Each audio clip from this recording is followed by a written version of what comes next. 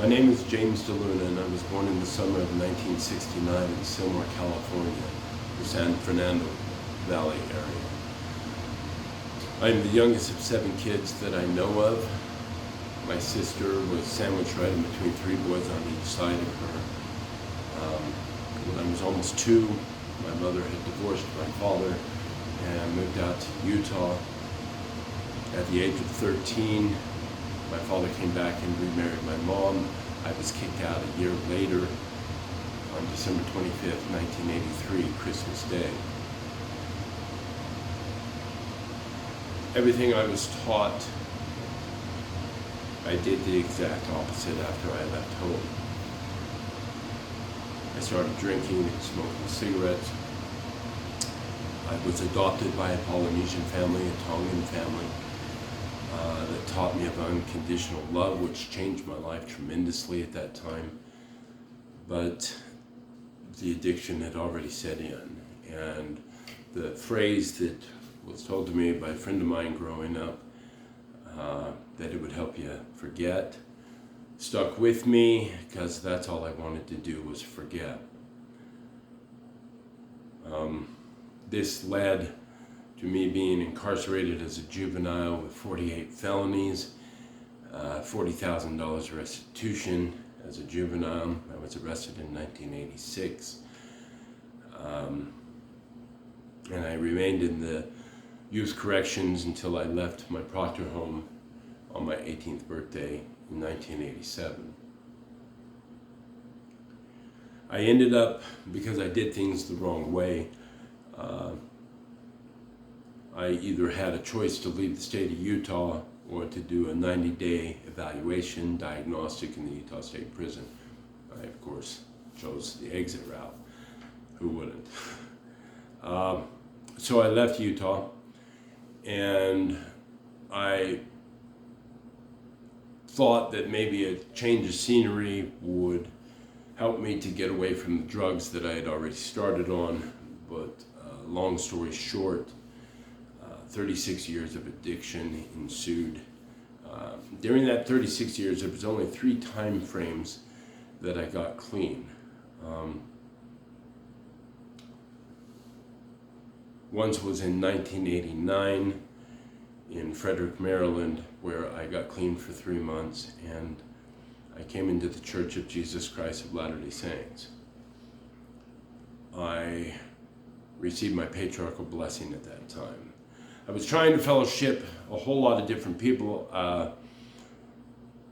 I had an awakening that took place, but it didn't last, and I was going in places and in areas that I had already frequently visited during my use, and because I was trying to teach all my friends, I wanted them to get clean, and I wanted them to feel what I was feeling. It didn't work. You know the old adage of, hang around the barbershop long enough, you're going to get your hair cut. Well, I can testify to the truth of those words.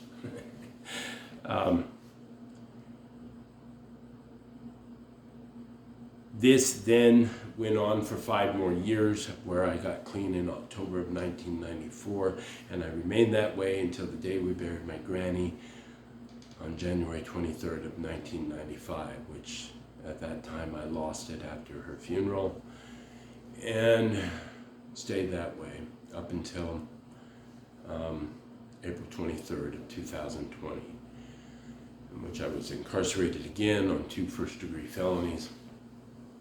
And I couldn't believe that this was going to be my life. During the 36 years of addiction, 29 of those years, I was with Department of Corrections, the Utah Department of Corrections. 15 years inside doing time, 14 years on paper, or parole, whatever you want to call it. And I just couldn't get clean. But when I got arrested on April 23rd of 2020, this time was very different from any other time.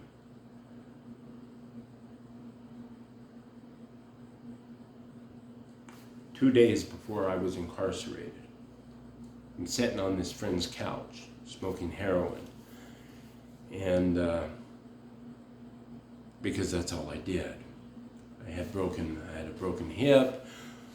I needed to get surgery on. Couldn't get clean long enough to get surgery, and I'm sitting there on this couch, and in my haze, I hear the words, "You are going to kill yourself."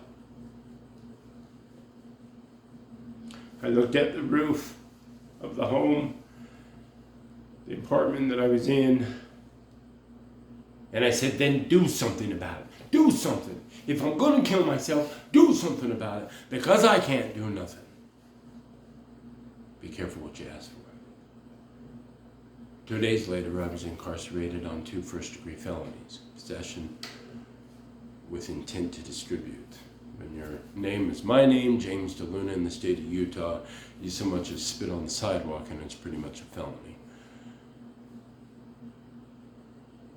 Needless to say, about after 8 days of coming down in what I called the Hotel of Hell, because that's what it was,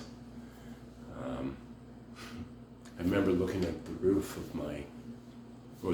the bottom of the bunk that I was under, and it said, "Remember the bad." Well, I never forgot those words.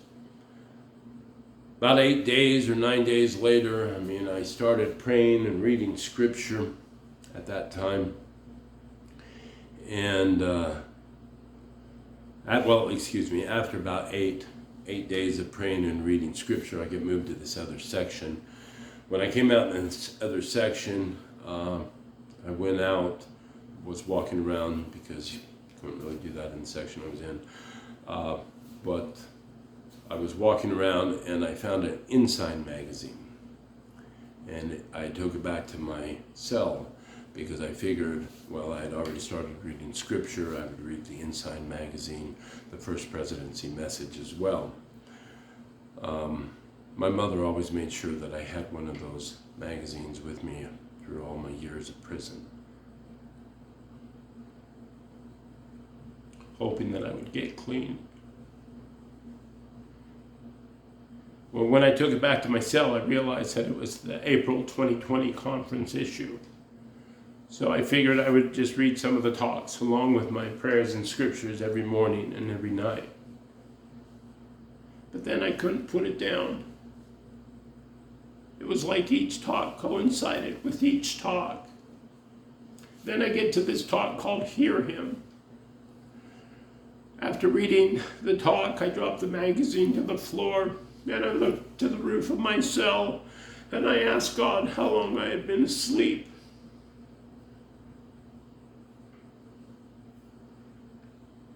Through my whole soul,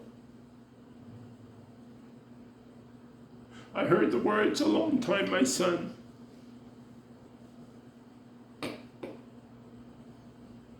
I started crying and I asked, "Then what do I do?" Then a scripture popped into my head that I had read many times throughout the years. "If you love me, keep my commandments." Well, I loved God. He got me clean. I just got out of the Hotel of Hell and came down off of everything. And I had no idea how I was going to make it through anything. Because as soon as you get out of jail, you go right back to what you were doing. That's what I've always done.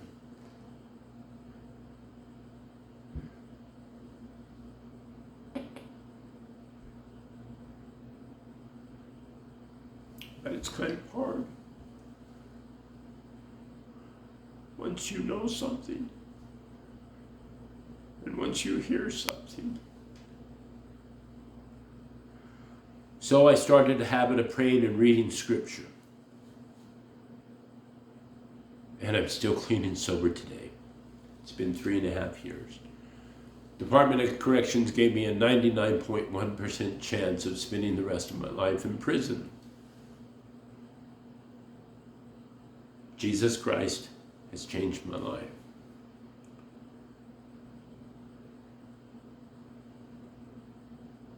I wrote a book called Waking Up While the World Was Asleep. It's now an international bestseller. in 7 different categories: true crime, personal growth, and inspiration. It's a story about the first 8.5 months of my recovery. But more importantly, the message I'm trying to get out to people is that I don't care what your life was like. I testify to you. It doesn't matter if everything has been horrible in your life can change. When you realize who you are, it makes a difference. I am a son of the Most High God, and He changed my life.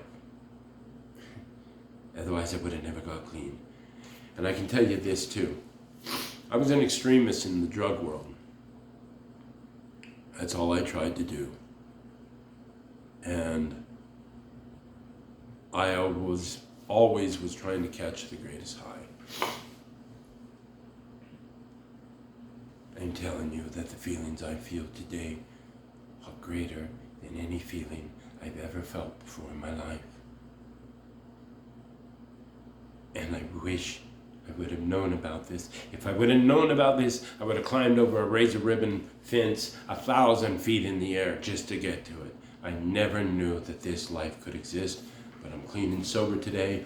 All my weight that I had, that I gained from not being able to move and being disabled, I went up to 290 pounds, but I put sugars and bread in the trash can of addictions on my shoulder that I keep, and I says, you're trying to kill me. You're not going to do it no more. So the same thing that I've used to get clean and sober is the same thing I used to attack sugars and breads, and I'm now down from 290 pounds down to 225 pounds. You can say that there is no God, but I testify that there is. I also testify that He's called a prophet of God. His name is President Russell M. Nelson. I had no idea he was the prophet when I read that talk hearing him. But I can testify to you today that I know that He is. I know that He talks to God, and I know that God talks to Him because He talked to me through Him. Hear Him.